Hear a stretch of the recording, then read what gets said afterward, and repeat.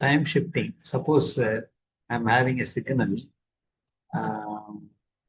This is the signal that exists from T1 to T2,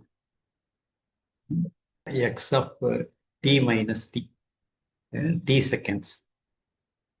In this case, if t is positive, then it is called delay, delayed signal.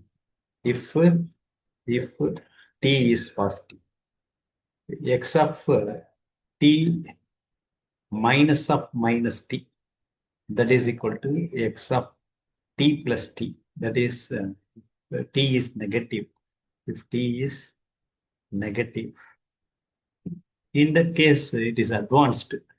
So let us see both one by one. First, delay. Delay means what will happen? The same signal, initially it started at T1. This is T1 plus T. So instead of starting at T1, it started at T1 plus T and ends at T2 plus T. This is x of t. This is delayed. This is x of, the signal is x of t minus tau. T is positive. If t is negative, what will happen? That we will see now.